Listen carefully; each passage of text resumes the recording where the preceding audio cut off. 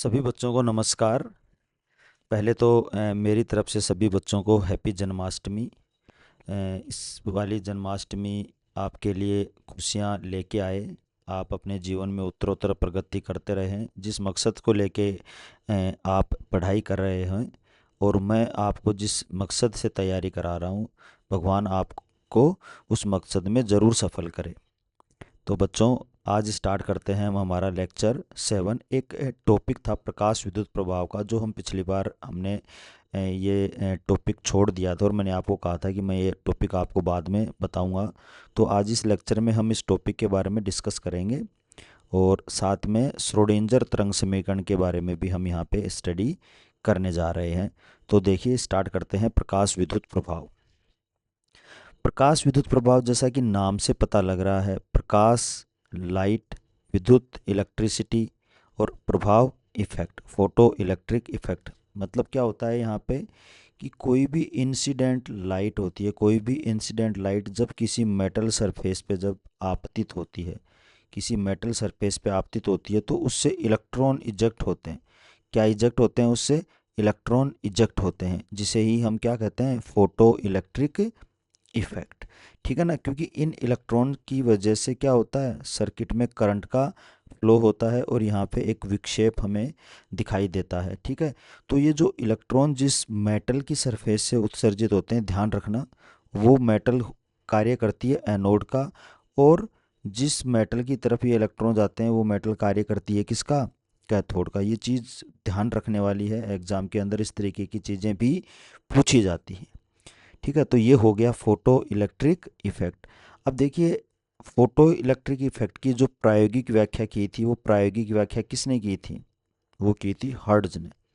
Hertz ने सबसे पहले इसकी प्रायोगिक व्याख्या की थी। और फोटो इलेक्ट्रिक इफेक्ट की व्याख्या क्वांटम सिद्धांत के आधार पर। ध्यान रखना, एग्जाम के अंदर क्वेश्चन को ढंग से पढ़ना है। अगर पूछे क्वांटम सिद्धांत के आधार पर फोटो इलेक्ट्रिक इफेक्ट की व्याख्या किसने की, तब तो आपको नाम क्या बताना है? आइंस्टीन। सिंपली आपको पूछे कि प्रायोगिक व्याख्या किसने की, तब क्या नाम आएगा इसके अंदर? हर्ट्ज। ठीक है ना? और इसकी जो खोज की थी ना, वो खोज की थी हॉलवास ने। हॉलवास ने। ठीक है ना? हालांकि ये दे नहीं रखा बुक में, इसलिए मैंने इसको मेंशन भी नहीं किया, क्योंकि फालतू में आप कंफ्यूजन हो जाते। और इस प्रयोग के लिए 1921 में आइंस्टीन को नोबेल प्राइज़ दिया गया था।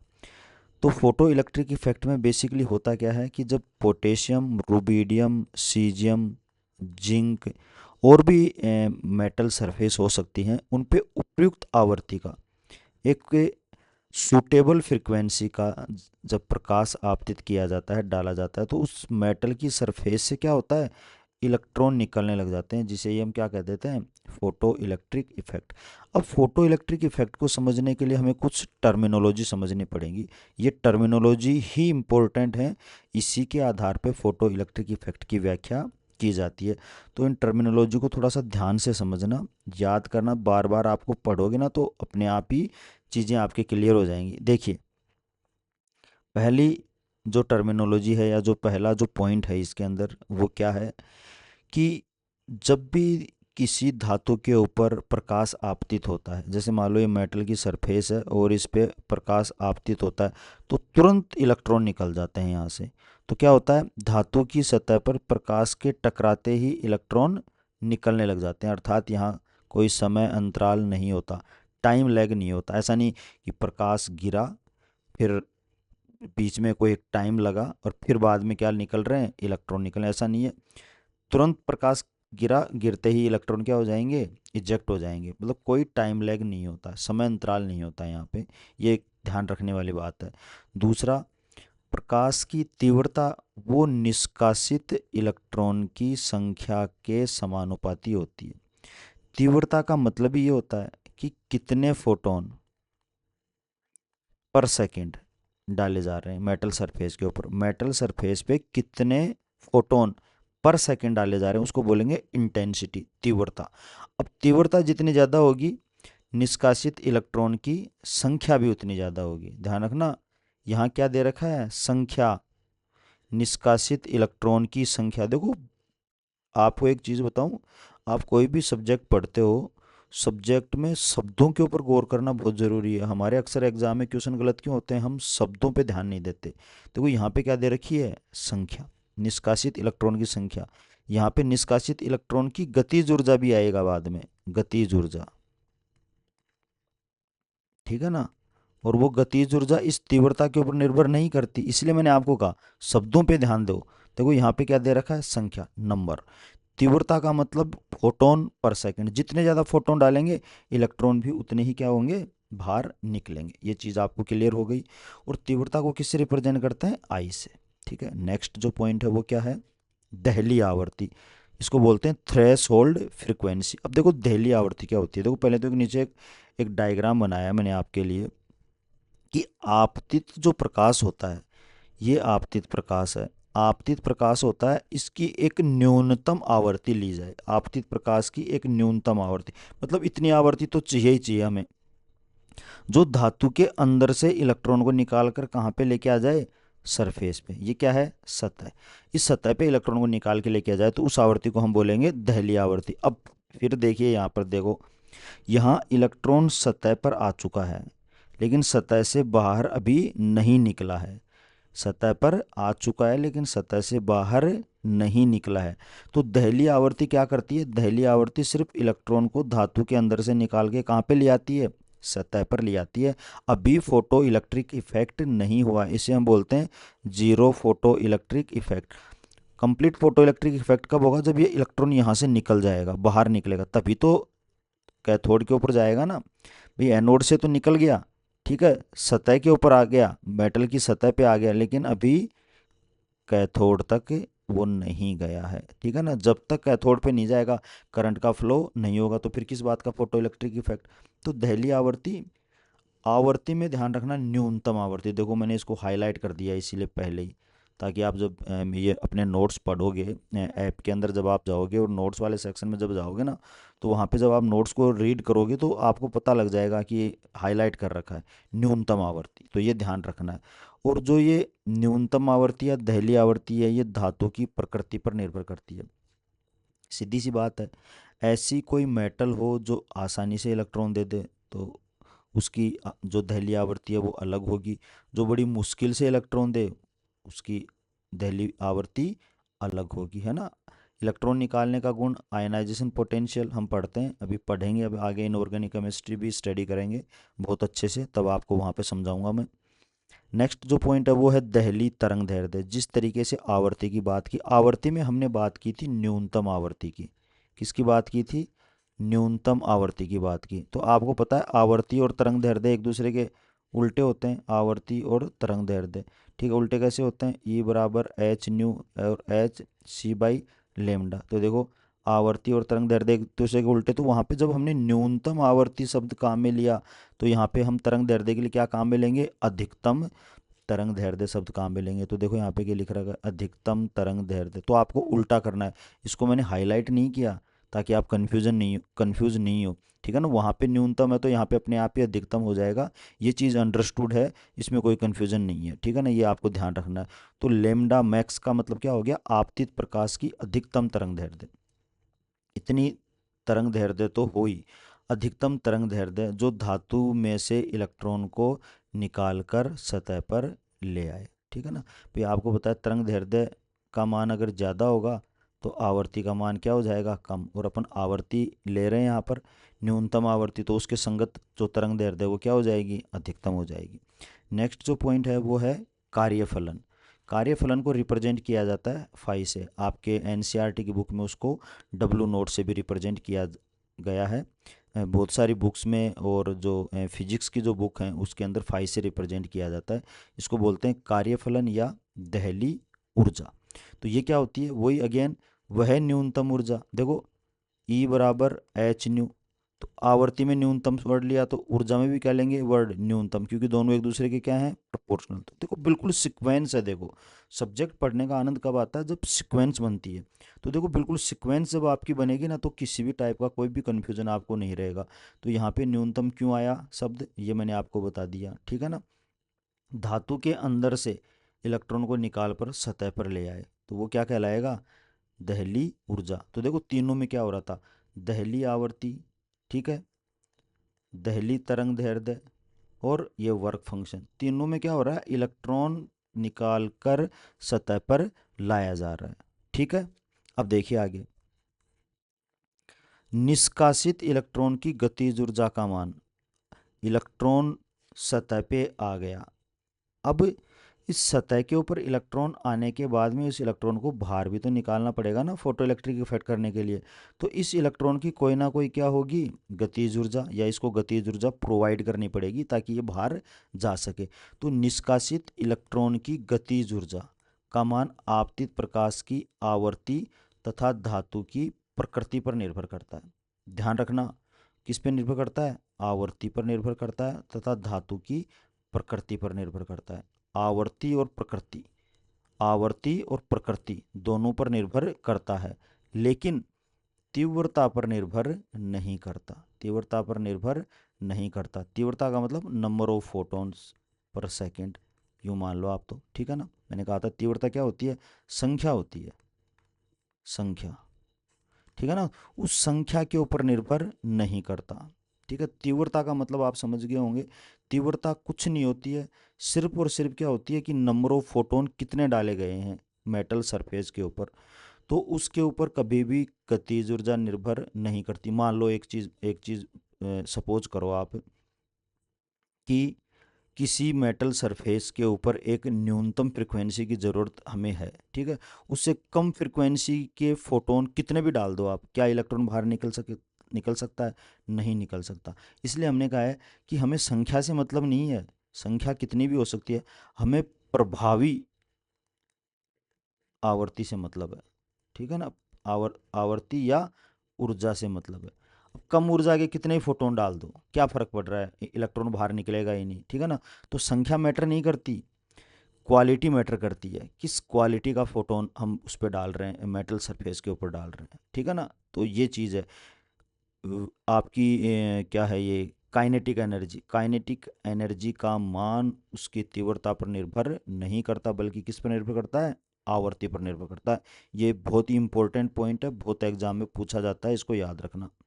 Condition of photo electric effect, प्रकाश विद्युत प्रभाव की शर्तें क्या हैं। देखो बच्चों, मैं सिर्फ सेकंड ग्रेड के लिए जितना रिक्वायर्ड है ना उतना ही इसमें बता रहा हूँ आपको, ऐसे तो बहुत ज़्यादा चीज़ें हैं, और मैंने आपको एटॉमिक स्ट्रक्चर में बहुत एक्स्ट्रा चीज़ें भी करवाई है, क्योंकि देखो आजकल कंपटीशन का लेवल क्या है, दिन दिन बढ़ता जा रहा है। हम पूरे साल भर मेहनत करते हैं, सिर्फ एक क्वेश्चन की वजह से हमारा सिलेक्शन रह जाए, इसलिए मैं क्या कोई कसर नहीं छोड़ता। आपने मेरे अभी नोट्स भी देखे होंगे, मैं जो आपको पढ़ा रहा हूँ, मतलब हर चीज़ कवर करता हूँ, मैं हर चीज़ कवर करता हूँ। बाकी आप जब एनसीईआरटी की बुक को अपने साथ में रखो और वहाँ से आप देख लो कि उस सिलेबस में क्या क्या चीज़ें हैं। अगर आपको लगता है कि ये मैटर आपके लिए बहुत ज़्यादा है, तो मेरे लिए सिर्फ इतना ही सफिशिएंट है, मैं तो इतना ही पढ़ना चाहता हूँ, तो एक अलग चीज़ है, आप इसमें से वो चीज़ें आप पढ़ सकते हो। लेकिन मैं एक पूरी मैक्सिमम प्रोबेबिलिटी लेके चलता हूँ कभी भी जब पढ़ाता हूँ तब, कि कहीं से भी क्वेश्चन पूछा जा सकता है, क्योंकि एग्जामिनर के मूड के ऊपर डिपेंड है, उसका मूड किस हिसाब का है, कोई भी हार्ड क्वेश्चन दे दे, इतनी मेहनत करते हैं सब बेकार चली जाती है क्वेश्चन की वजह से। इसलिए हमें अच्छे से थोड़ा सा रीड करना है ना। तो देखो कंडीशन क्या है, अब देखो आपतित प्रकाश की जो तीव्रता है ना वो दहली, वो सॉरी आवर्ती है, आपतित प्रकाश की वो दहली आवर्ती से ज़्यादा या उसके बराबर होगी तो प्रकाश विद्युत प्रभाव हो जाएगा, ध्यान रखना।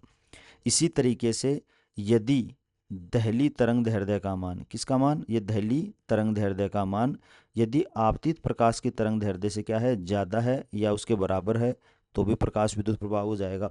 इसी तरीके से जो आपतित जो फोटोन है उसकी ऊर्जा का मान यदि वर्क फंक्शन से, कार्यफलन से यदि ज़्यादा है या बराबर है, तो भी प्रकाश विद्युत प्रभाव हो जाएगा।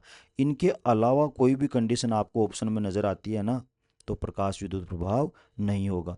और ये जो बराबर का साइन लगा रखा है ना, ये बराबर का साइन लगा रखा है जीरो फोटो इलेक्ट्रिक इफेक्ट के लिए, मतलब बराबर आते ही क्या होता है कि इलेक्ट्रॉन निकल के धातु की सिर्फ कहाँ पे आ जाता है, सतह के ऊपर आ जाता है, बाहर नहीं निकलता। इसको हम बोलते हैं जीरो फोटो इलेक्ट्रिक इफेक्ट, ठीक है। तो ये चीज़ आपको ध्यान रखनी है। अब आगे देखो, लघु तरंग दैर्ध्य के विकिरण दीर्घ तरंग दैर्ध्य के विकिरण की तुलना में प्रकाश विद्युत प्रभाव की घटना उत्पन्न करने में अधिक प्रभावी होते हैं। देखो कैसे, आपको पता है कि जिसकी वेवलेंथ कम होती है उसकी एनर्जी क्या होती है, ज़्यादा होती है, फ्रीक्वेंसी भी क्या होती है, ज़्यादा। अब जितनी ज़्यादा फ्रीक्वेंसी होगी इलेक्ट्रॉन निकलने की संभावना उतनी क्या होगी, ज़्यादा। ठीक है ना, इसलिए हमने कहा है कि लघु तरंग दैर्ध्य की विकिरण दीर्घ तरंग दैर्ध्य की विकिरण की तुलना में प्रकाश विद्युत प्रभाव उत्पन्न करने में अधिक प्रभावी होती है। ठीक है, देखो यहाँ पे भी सीक्वेंस आ रही है, हर कॉन्सेप्ट में सीक्वेंस होती है ना, बिना कॉन्सेप्ट की कोई चीज़ नहीं है, और कॉन्सेप्ट से पढ़ेंगे चीज़ें सब समझ में आएंगी। तीव्रता का मान फोटोन पर सेकंड के समानुपाती है ना, तीव्रता जितनी ज़्यादा फोटोन पर सेकंड भी क्या होंगे, उतने ही ज़्यादा, या इलेक्ट्रॉन पर सेकंड भी क्या होंगे, उतने ही ज़्यादा। धारा का मान क्या होगा, उतना ही ज़्यादा। और तीव्रता इज प्रोपोर्शनल टू 1/d²। ये डी क्या है, कैथोड तथा प्रकाश सोर्स के बीच की दूरी। ध्यान रखना, कैथोड और एनोड के बीच की दूरी नहीं है, बल्कि मेटल और प्रकाश जो सोर्स है हमारा, उस सोर्स के बीच की दूरी। ठीक है ना, कहाँ से हम लाइट डाल रहे हैं उसके बीच की दूरी जितनी ज़्यादा होगी तो तीव्रता उतनी क्या हो जाएगी, कम। फोटोन का उत्सर्जन भी क्या हो जाएगा, कम, या इलेक्ट्रॉन का उत्सर्जन भी क्या हो जाएगा, कम। ठीक है ना, तो ये ध्यान रखना है आपको। अब देखिए, इस पूरे फोटो इलेक्ट्रिक इफेक्ट की जान है ये वाली इक्वेशन। ठीक है, ये वाली इक्वेशन, बस यही एक इक्वेशन है इसके अंदर फोटो इलेक्ट्रिक इफेक्ट में जो आपको याद रखनी है। देखो होता क्या है, गतिज ऊर्जा निकाली जाती है किसमें, प्रकाश विद्युत प्रभाव में। जो इजेक्टेड जो इलेक्ट्रॉन है उसकी गतिज ऊर्जा H new minus H new note के बराबर होती है, H new minus H new note के इक्वल होती है। ये एच न्यू क्या है, इलेक्ट्रॉन की ऊर्जा ई। ठीक है, और ये एच न्यू नोट क्या है, वर्क फंक्शन फाई, ये लिख रखा है यहाँ पर, वर्क फंक्शन। तो इन दोनों का जो अंतर है ना, वो अंतर ही क्या कहलाता है, गतिज ऊर्जा। देखो एक काम तो क्या हो रहा है, मेटल सरफेस पे इलेक्ट्रॉन आ रहा है और फिर उसको क्या दी जा रही है, गतिज ऊर्जा। ठीक है ना, तो जो गतिज ऊर्जा का जो मान है ना, वो मान क्या होगा, इन दोनों ऊर्जाओं के अंतर के बराबर होगा। भाई इलेक्ट्रॉन सतह पर आ गया, ये ऊर्जा की रिक्वायरमेंट, अब यहाँ से निकल के कहाँ जा रहा है, वो बाहर जा रहा है। तो ये कौन सी ऊर्जा है, ये ऊर्जा कैसे निकलेगी, इस टोटल ऊर्जा के अंदर से यदि हम क्या करें, ये वाला पार्ट माइनस कर दें, फाई वाला पार्ट यदि माइनस कर दें, तो हमारे पास में क्या आ जाएगी, गतिज ऊर्जा। तो इसका डायरेक्ट फॉर्मूला आपको याद रखना है, H new minus H new note.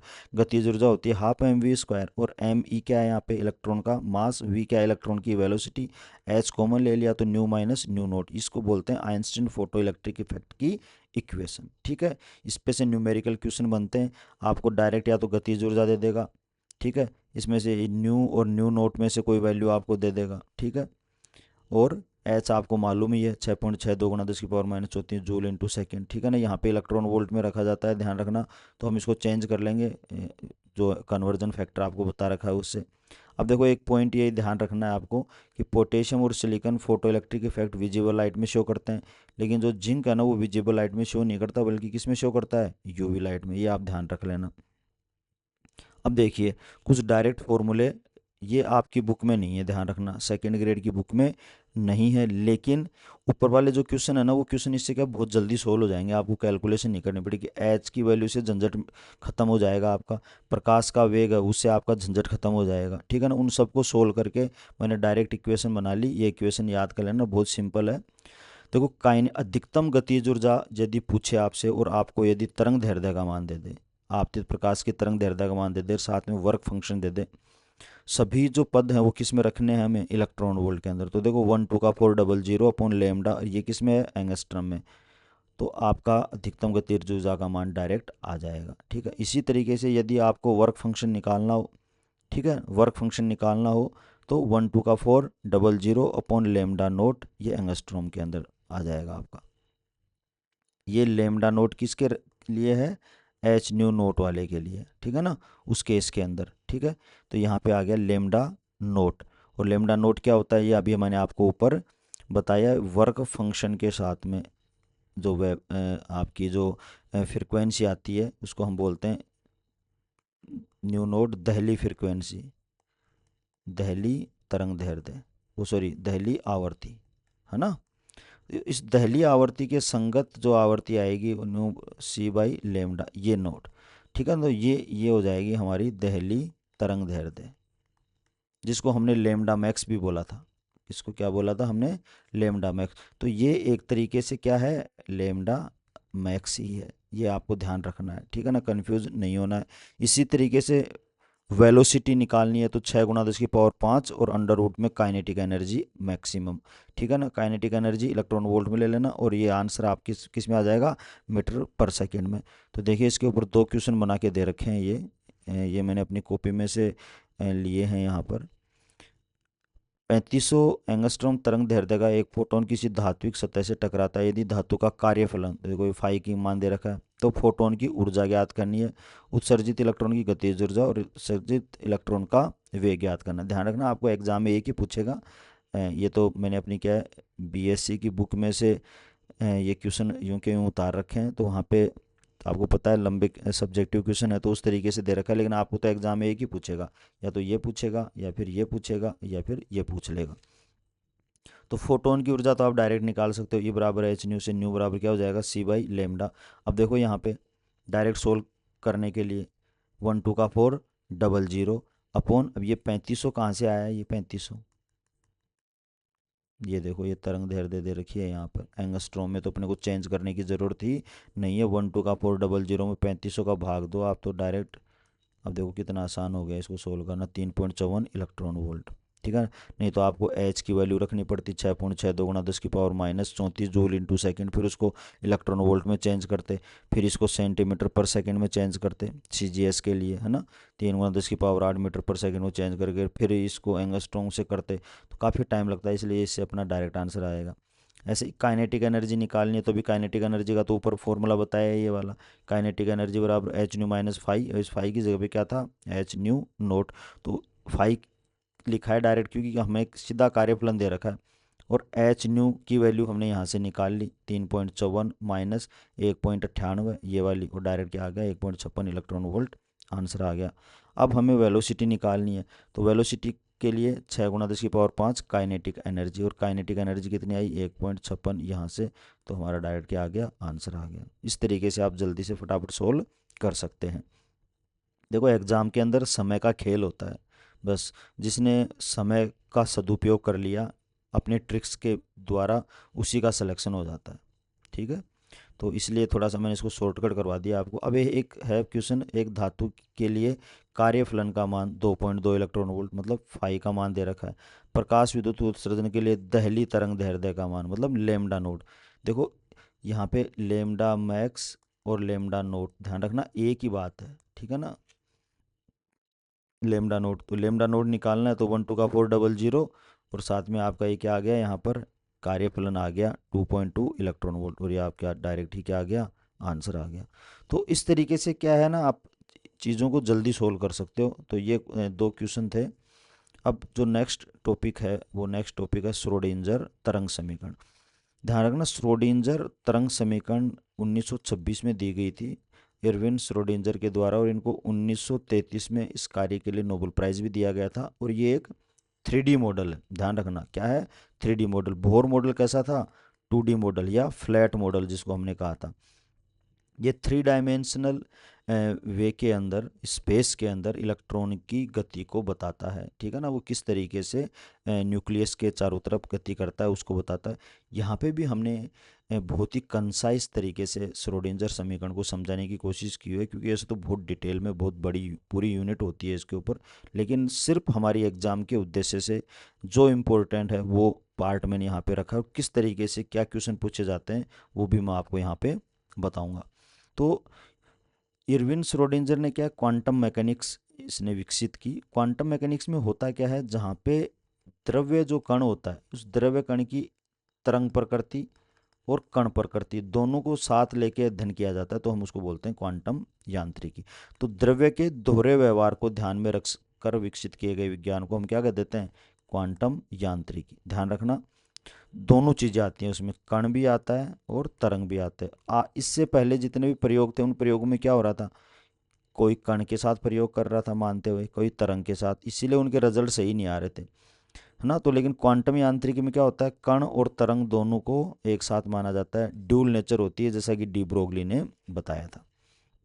तो ऐसे निकाय जिनकी ऊर्जा समय के साथ परिवर्तित नहीं होती उनके लिए श्रोडिंगर ने एक तरंग समीकरण विकसित की। ध्यान रखना, ऊर्जा समय के साथ परिवर्तित नहीं होती। तो ये टाइम इंडिपेंडेंट श्रोडिंगर इक्वेशन हो गई, टाइम इंडिपेंडेंट श्रोडिंगर तरंग समीकरण। तो आपके एग्जाम में क्वेश्चन आ जाए, मान लो कि श्रोडिंगर तरंग समीकरण होती है समय आधारित, समय अनाधारित, कभी समय पर निर्भर कभी नहीं। तो इस तरीके के क्वेश्चन आ जाए तो आपको ध्यान रखना है कि वो समय अनाश्रित होती है, समय पर आधारित नहीं होती। ये इक्वेशन आपको ध्यान रखनी है। इसकी डेरिवेशन यहाँ पे मैंने नहीं लिखी है क्योंकि उसकी रिक्वायरमेंट भी नहीं है, हमें ये डायरेक्ट ही याद रखना है, ठीक है ना। ये डायरेक्ट याद रखना है। बड़ी एग्जाम होती तब तो हम इसकी डेरिवेशन समझाते, लेकिन यहाँ पे आवश्यकता नहीं है। Del square psi upon del x square, del square psi upon del y square plus del square psi upon del z square.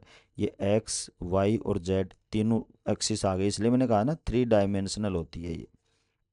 8 pi square m upon h square e minus v psi equal to 0। ये है Schrodinger तरंग समीकरण। यहाँ किसका क्या मतलब है, ये तरंग फलन होता है, ठीक है ना। किसी भी इलेक्ट्रॉन के तरंग फलन को बताता है या एम्पलीट्यूड को बताता है, आयाम को बताता है, आयाम को बताता है। इसका मान प्लस या माइनस दोनों में हो सकता है, अभी हम आगे इसको देखेंगे।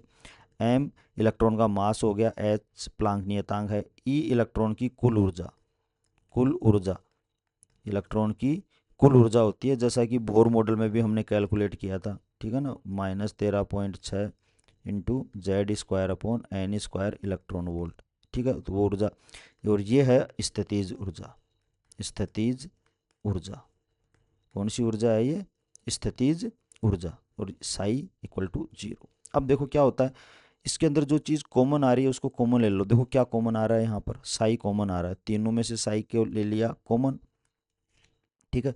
तो हमारे पास में ये जो फैक्टर बच गया, इस फैक्टर को हम बोल देते हैं डेल स्क्वायर, ठीक है ना। तो ये डेल स्क्वायर और साथ में क्या आ गया, साई, और ये आगे का जो पार्ट है ये यूं का यूं हमने यहाँ पे पुट कर दिया। तो डेल स्क्वायर क्या है, एक गणितीय संकारक है, मैथमेटिकल ऑपरेटर है, जिसे लाप्लासियन संकारक भी कहते हैं। श्रोडिंगर तरंग समीकरण एक द्वितीयक अवकल समीकरण होती है, ये आपको डायरेक्ट ध्यान रखना है। डबल डिफरेंशिएट, देखो यहाँ पे डबल डिफरेंशिएट कर रखा है, 2 आ रहा है ना सभी में, है ना। तो ये क्या है, डबल डिफरेंशिएट मतलब 2 बार अवकलन किया गया है इसका, इसलिए हम इसको बोलते हैं डबल डिफरेंशिएट, द्वितीय अवकल समीकरण होती है ये, ठीक है। तो ये चीज़ हो गई। अब जो महत्वपूर्ण चीज़ वो क्या है, श्रोडिंगर समीकरण का उद्देश्य क्या होता है, सूक्ष्म कण जैसे इलेक्ट्रॉन है कि कुल ऊर्जा मतलब टोटल एनर्जी को स्थितिज ऊर्जा तथा उसकी गतिज ऊर्जा में व्यक्त करना है। तो देखो श्रोडिंगर तरंग समीकरण का मुख्य उद्देश्य क्या हो गया, उसकी कुल ऊर्जा को किसमें व्यक्त करना है, उसकी स्थितिज ऊर्जा और साथ में उसकी गतिज ऊर्जा के रूप में व्यक्त करना है। तो देखो समीकरण 3 कौन सी है अपनी, जो समीकरण 3 हमने जो ये निकाल, इस समीकरण 3 को हमें क्या करना है, सोल्व करना है। आप खुद एक बार सोल्व करने की कोशिश करना, क्या करना है, देखो ये वाला जो पार्ट है, ये वाला पार्ट ये इससे भी मल्टीप्लाई है, साई से भी मल्टीप्लाई है, ये वाला पार्ट इस बी से भी मल्टीप्लाई है और साई से भी मल्टीप्लाई है। इस तरीके से मल्टीप्लाई कर लेना। ये वाला पार्ट बिल्कुल सेपरेट हो गया। इस पार्ट को क्या करना, पूरे पार्ट को इस बराबर के दूसरे तरफ लेके चले जाना, तो इसका जो साइन है वो साइन चेंज हो जाएगा। और फिर हमें क्या करना है, एक साई तो इसके साथ में जो है ये, और दूसरा साई क्या है इसके साथ में, इन दोनों साई को भी क्या कर लेना है, अपने को सेपरेट करना है। एक इसके साथ में आएगा इधर वाले पार्ट के साथ में, एक इधर वाले पार्ट के साथ में, और साथ में ये जो पोटेंशियल एनर्जी है, पोटेंशियल एनर्जी भी क्या हो जाएगी, अलग हो जाएगी। तो एक बार आप इसको थोड़ा सा सोल्व करना, और सोल्व करके किस तरीके से करोगे, देखो अब आपकी जो बुक है उस बुक में ये वाला फॉर्मूला दे रखा है, एच साई इक्वल टू ई साई, लेकिन ये एच साई इक्वल टू ई साई आया कहाँ से, ये इस समीकरण से आया है। तो वो समीकरण जो 3 है, उस समीकरण 3 से ही आपको क्या करना है, सोल्व। देखो मैंने आपको क्या था, दोनों साई को क्या कर लेना है, सेपरेट, ठीक है ना। एक साई इस वाले पद के साथ आएगा, एक साई दूसरे वाले पद के साथ में आएगा, ठीक है। को जो भी कॉमन फैक्टर आता है उसको, ये साई कॉमन ही ले रखा है इन दोनों पदों के लिए। देखो ये यहाँ पे भी मल्टीप्लाई हो गया, ये इसके साथ भी मल्टीप्लाई हो गया, और एक साई है वो ई के साथ में मल्टीप्लाई होके निकल गया। देखो ये साई किसके साथ मल्टीप्लाई है, इसके साथ भी मल्टीप्लाई है, और ये साई किसके साथ मल्टीप्लाई है, वी के साथ भी मल्टीप्लाई है, और यहाँ पे इस डेल स्क्वायर के साथ में साई है ही। तो क्या हो रहा है, ये ई और ये साई तो दोनों बाहर इस तरफ चले जाएंगे, और देखो ये साई, ठीक है, और ये आपस में मल्टीप्लाई इसके साथ में, तो ये वाला साई और फिर ये वाला साई क्या आ जाएंगे, कॉमन आ जाएंगे और साइन चेंज हो जाएगा। तो ये आप एक बार करके देखना। तो देखो ये वाली जो आपकी बुक में जो इक्वेशन लिख रखी है ना, वहाँ पे ये साई तो ये आ गया, ये साई ये आ गया। अब ये जो ई है, ये ई क्या है, टोटल एनर्जी। तो एच, हैमिल्टोनियन ऑपरेटर बोलते हैं इसको, एच ये जो ऊपर जो टोपी का साइन लगा रखा है इसको, ठीक है ना, इसको ये क्या है, ऑपरेटर जो होते हैं उनके ऊपर लगाते हैं तो वो बोलते हैं संकारक। ठीक है, तो ये जो हैमिल्टोनियन संखारक है, ये हैमिल्टोनियन संखारक किसको रिप्रेजेंट करता है, कुल ऊर्जा को। ये देखो, अब इस कुल ऊर्जा के अंदर देखो ये वाला जो पार्ट है ये तो क्या है, स्थितिज ऊर्जा, पोटेंशियल एनर्जी, पोटेंशियल एनर्जी। ठीक है, और जो पोटेंशियल एनर्जी के साथ जो पार्ट बच गया पूरा, ये क्या हो गया हमारा, काइनेटिक एनर्जी का पार्ट। तो ध्यान रखना ये आरपीएससी के अंदर पूछे हुए हैं क्वेश्चन, पता नहीं कितनी बार पूछा है आरपीएससी ने, ठीक है ना। तो ये गतिज ऊर्जा, अकेली गतिज ऊर्जा पूछे तो ये बताना है आपको, कुल ऊर्जा पूछे तो फिर आपको ये बताना है। और इस क्वेश्चन को किससे रिप्रेजेंट करते हैं, एच आई इक्वल टू ई साई से रिप्रेजेंट करते हैं, ये आपकी बुक में दे रखी है। ठीक है ना, तो ये वाली भी पूछी जा सकती है, ये वाली भी पूछी जा सकती है। ठीक है, कैसे किया है ये मैंने आपको बता दिया। तो हैमिल्टोनियन किसको बताता है, कुल ऊर्जा को। तो देखो ये कुल ऊर्जा, गतिज ऊर्जा वाला पार्ट लिख दिया और स्थितिज ऊर्जा वाला पार्ट मैंने यहाँ पे लिख दिया। तो इस तरीके से हैमिल्टोनियन क्या होता है, उस हैमिल्टोनियन के बारे में भी मैंने आपको बता दिया। ठीक है ना, किस पद का क्या मतलब होता है वो यहाँ पे लिख दिया।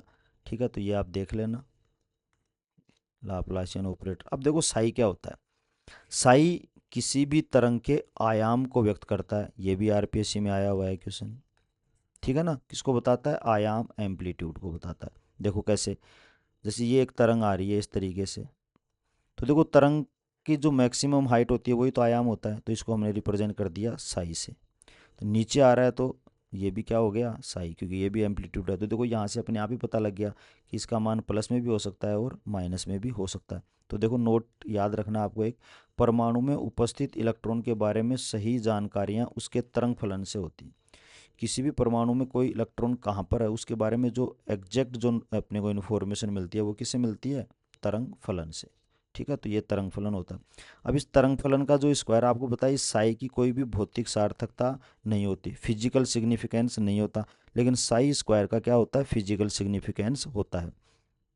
साई स्क्वायर किसको रिप्रेजेंट करता है, प्रायिकता घनत्व को, प्रोबेबिलिटी डेंसिटी को, या चार्ज डेंसिटी को, आवेश घनत्व को, या नाभिक के चारों तरफ इलेक्ट्रॉन के पाए जाने की प्रायिकता को बताता है, प्रोबेबिलिटी।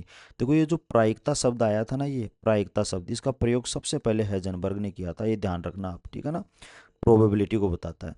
साई स्क्वायर ये हमेशा धनात्मक होता है, साई में भी पॉजिटिव और नेगेटिव, लेकिन साई स्क्वायर ऑलवेज पॉजिटिव। ठीक है ना, कभी भी ऋणात्मक नहीं होगा। और ये प्रति इकाई आयतन प्रायिकता को दर्शाता है। किसको दर्शाता है, ये प्रति इकाई आयतन प्रायिकता को दर्शाता है। ठीक है ना, कि दिए गए किसी पर्टिकुलर आयतन में इलेक्ट्रॉन कहाँ पर है, ठीक है ना, उसकी प्रोबेबिलिटी कहाँ है पाए जाने की। साई स्क्वायर धनात्मक और ऋणात्मक कुछ भी हो सकता है। अब देखो किसी भी बिंदु पर साई का हमेशा एक ही मान होता है, एक मानी मान होता है, ये सिंगल वैल्यूड। ठीक है ना, ये ध्यान रखनी है बात आपको, साई कभी भी इनफाइनाइट नहीं हो सकता। ठीक है ना, साई कभी भी इनफाइनाइट नहीं हो सकता, साई का मान कभी भी जीरो के बराबर नहीं हो सकता, लेकिन साई स्क्वायर जीरो संभव है। ठीक है ना, साई स्क्वायर जीरो संभव है, साई नेवर भी इनफाइनाइट, साई नेवर भी जीरो। ठीक है ना, लेकिन साई स्क्वायर की वैल्यू क्या संभव है, जीरो। तो ये चीज़ भी आपको क्या रखनी है, ध्यान रखनी है। अब देखिए बहु इलेक्ट्रॉन, जैसे बोहर मॉडल ने जो दिया था मॉडल अपना, उसमें वो सिंगल इलेक्ट्रॉन के लिए दिया था, लेकिन यहाँ पे क्या होता है, सिंगल इलेक्ट्रॉन से ऊपर की भी बातें की जाती हैं, लेकिन वो बहुत कॉम्प्लिकेटेड हो जाती हैं। तो इसलिए बताया गया है कि बहु इलेक्ट्रॉनों के लिए श्रोडिंजर तरंग समीकरण यथार्थ परिणाम नहीं देती। बहुत सारे इलेक्ट्रॉन आ जाते हैं तो electron electron electron proton proton proton repulsion बढ़ जाते हैं, तो जिससे क्या है ना, एनर्जी की जो कैलकुलेशन है वो कैलकुलेशन क्या हो जाती है, बहुत ही टिपिकल हो जाती है। इसलिए वहाँ पर क्या है ना, अप्रोक्सीमेशन मेथड काम में लिए जाते हैं, सन्निकट मेथड काम में लिए जाते हैं। कई बार ऐसे नहीं होता कि one is the less than 1 lakh, तो वन को क्या कर दिया हमने, एलिमिनेट कर दिया या उसको हटा दिया, काम में नहीं लेते। ठीक है ना, वैसे ही यहाँ पर भी क्या है ना, सन्निकट या अप्रोक्सीमेशन मेथड काम में लिए जाते हैं। ये एक नाम याद रखना है खाली। बहु इलेक्ट्रॉनों के लिए कौन सा मेथड काम में लिया जाता है? अप्रोक्सीमेशन या सन्निकट मेथड काम में लिया जाता है। श्रोडिंजर तरंग समीकरण हमें तीनों क्वांटम संख्याओं एन, एल, एम के बारे में जानकारी देती है, लेकिन चक्रण क्वांटम संख्या के बारे में यह कोई जानकारी नहीं देती। Again very very very important, net में पूछा हुआ है, आरपीएससी में पूछा हुआ है, ठीक है ना, डीएसएसबी की एग्जाम हुई थी उसमें पूछा हुआ है, केवी की एग्जाम में पूछा हुआ है, एनवीएस नवोदय विद्यालय समिति की जो परीक्षाएं होती हैं उसमें भी ये पूछा हुआ है। तीन क्वांटम संख्याओं के बारे में ही जानकारी देता है, चौथी क्वांटम संख्या के बारे में कोई जानकारी प्रदान नहीं करता। अक्सर बच्चे गलती कर जाते हैं, वो चारों की चारों क्वांटम संख्या कर देते हैं कि सभी क्वांटम संख्याओं के बारे में जानकारी देता है, लेकिन नहीं देता। साई स्क्वायर का जो अधिकतम मान होता है वो कक्षक के लिए होता है, वो कितना होता है? 95%, कभी भी 100 नहीं होता, ध्यान रखना, ठीक है ना। और साई स्क्वायर का जो न्यूनतम मान होता है लगभग 0, वो किसके लिए होता है? न्यूक्लियस। आपको पता है न्यूक्लियस में इलेक्ट्रॉन पाया नहीं जाता, ठीक है, इसलिए वहाँ तो किस क्या हो जाएगी? वैल्यू 0। साई स्क्वायर क्या होता है? Probability of finding the electron, electron के पाए जाने की प्रायिकता। अब देखो, बहु इलेक्ट्रॉन परमाणु के कक्षकों की ऊर्जा का मान एन तथा एल दोनों पर निर्भर करता है, जबकि हाइड्रोजन परमाणु की ऊर्जा का मान केवल एन पर ही निर्भर करता है। अब देखो ये क्या है, इस लाइन का मतलब समझो। देखो हमें हर चीज़ समझनी है, कन्फ्यूजन कहीं नहीं रखना। देखो हाइड्रोजन परमाणु में क्या होता है? एक ही इलेक्ट्रॉन होता है। क्या होता है वहाँ पर? एक ही इलेक्ट्रॉन होता है और एक ही कक्षा होती है, ठीक है। ये नाभिक है, नाभिक के बाहर एक ही कक्षा 1s1, एक इलेक्ट्रॉन और साथ में एक प्रोटॉन होता है। तो हाइड्रोजन परमाणु की जो ऊर्जा का मान है वो केवल किस पे निर्भर करेगा? एन के मान पे, मतलब उसकी कक्षा पर ही क्या करता है? वो निर्भर करता है। लेकिन जब बहु इलेक्ट्रॉन परमाणु आ जाते हैं तो बहु इलेक्ट्रॉन परमाणु के कक्षकों की ऊर्जा का मान एन पर तो निर्भर करता ही करता है, साथ में एल पर भी निर्भर करने लग जाता है। एल का मान एस के लिए 0, ठीक है, एल का मान पी के लिए 1, डी के लिए 2, ठीक है ना, और एफ के लिए कितना होता है? 3 होता है। ये अभी हम आगे डिस्कस करेंगे। तो आपको ये ध्यान रखना, बहु इलेक्ट्रॉनों में एन के साथ साथ किस पे निर्भर करने लग जाता है मान? एल के ऊपर भी निर्भर करता है। तो इस बात का आपको ध्यान रखना है, क्योंकि हाइड्रोजन में तो एल का मान क्या हो जाता है? 0। भाई एस के लिए एल का मान क्या होता है? 0। इसलिए यहाँ पर तो निर्भर करता ही नहीं है। लेकिन बाकी जो आते हैं बहु इलेक्ट्रॉन, वहाँ पर फिर एल की जो वैल्यू आती है तो वहाँ पे मान ऊर्जा का इन वैल्यूज़ के ऊपर निर्भर करेगा। तो ये बात आपको ध्यान रखनी है, ठीक है ना। किसका क्या मतलब है? एन का मतलब होता है मुख्य क्वांटम संख्या, दिगंशी क्वांटम संख्या, चुंबकीय क्वांटम संख्या और चक्रण क्वांटम संख्या। ये हम अगले अध्याय के अंदर पढ़ेंगे, ठीक है ना। कुछ ग्राफ्स भी आपकी बुक के अंदर दे रखे हैं, ये ऑप्शनल है, अगर आप पढ़ना चाहो तो पढ़ सकते हो, लेकिन मैंने ये इसलिए दे रखे हैं क्योंकि बुक में दे रखा है ना, तो बुक में दे रखा है तो हमें पढ़ना ज़रूरी है। अब देखो यहाँ दो चीज़ें आपको बता रहा हूँ मैं, इसको थोड़ा सा छोटा कर लेता हूँ एक बार में, ठीक है ना। ये देखिए दोनों, ताकि ग्राफ एक साथ आ जाएं। देखो यहाँ पे तो साई का ग्राफ खींचा जा रहा है आर के साथ में, और यहाँ साई स्क्वायर का ग्राफ खींचा जा रहा है आर के साथ में, मतलब वेव फंक्शन का त्रिज्या के साथ में और प्रोबेबिलिटी डेंसिटी का त्रिज्या के साथ ग्राफ खींचा जा रहा है। तो 1s के लिए तो देखो ग्राफ दोनों से कैसे आ रहे हैं? सेम से आ रहे हैं। लेकिन जब साई स्क्वायर का जो ग्राफ है ना, वो यहाँ इस पर टच नहीं करेगा, ये आपको ध्यान रखना है। ये देखो यहाँ पे टच कर रहा है, ठीक है, पहली चीज़ ये हो गई। साई स्क्वायर में कोई भी नोड नहीं है, सॉरी इसमें 1s में कोई भी नोड नहीं है। नोड क्या होते हैं ये भी हम अगले अध्याय के अंदर पढ़ेंगे। जब 2s की जब बात की जाती है तो 2s के अंदर एक नोड आता है। क्या आता है? एक नोड, ठीक है। तो ये जो 2s है इसमें एक नोड देखो कहाँ पर है, ये वाला, ये एक नोड 0 से यहाँ से शुरू हो रहा है, देखो ये टच हो रहा है यहाँ से, सॉरी टच हो रहा है यहाँ से शुरू होके यहाँ पे आया, माइनस में गया, और ये, और साई की वैल्यू मैंने आपको ये और बताया था कि प्लस या माइनस दोनों में हो सकती है। तो देखो यहाँ तो प्लस ऊपर और यहाँ पे क्या आ रही है? -2 है, तो एक नोड। अब देखो 3s आ जाएगा तो दो नोड आएंगे, ये लो। और नोडों की जो संख्या होती है वो कितनी होती है? n-1। किसके लिए? s के लिए। ये भी हम आगे पढ़ेंगे। जैसे p के लिए होती है n-2 और d के लिए होती है n-3। f की बात करते नहीं है। तो यहाँ पे दो नोड आ गए, ये ग्राफ हो गया। अब देखो साई स्क्वायर का मान नेगेटिव नहीं होता, ये हमेशा क्या होता है? पॉजिटिव। तो इसी ग्राफ को उठा के अपन क्या कर देंगे? ऊपर कर देंगे पॉजिटिव करने के लिए, ठीक है ना, पॉजिटिव करने के लिए। तो यहाँ पे तो इसको टच नहीं करना है, बस इतना ध्यान रखना है इसके अंदर तो, ठीक है ना। पॉजिटिव स्क्वायर करने की वजह से इसका मान थोड़ा सा बढ़ जाता है, ठीक है ना। अब देखो यहाँ साई स्क्वायर में देखो ये वाला पार्ट ऊपर चला गया, देखो ये आ गया ऊपर की तरफ, ये आ गया। नोड तो फिर भी रहेगा, ये रहा नोड, ठीक है ना, लेकिन इसकी जो वैल्यू है ना साई स्क्वायर की वो क्या हो गई, धनात्मक। देखो यहाँ पे भी प्लस है, यहाँ पे भी क्या है, प्लस। ऐसे ही इसमें इसको ऊपर ले जाओ, ठीक है, तो ये वाला पार्ट देखो ऊपर चला गया, और ये वाला पार्ट है ही, ये थोड़ा सा बढ़ जाएगा, आगे वाला जो पार्ट है वो बढ़ जाएगा। तो देखो ये सारे मान किस में है, प्लस के अंदर। अगेन नोड तो उतने ही हैं, एक और दो, इसमें भी नोड कितने हैं, एक और दो। तो ये जो ग्राफ है ये आपको ध्यान रखने हैं। चार ऑप्शन आकर किसी का भी पूछा जा सकता है कि निम्न में से कौन सा सत्य है।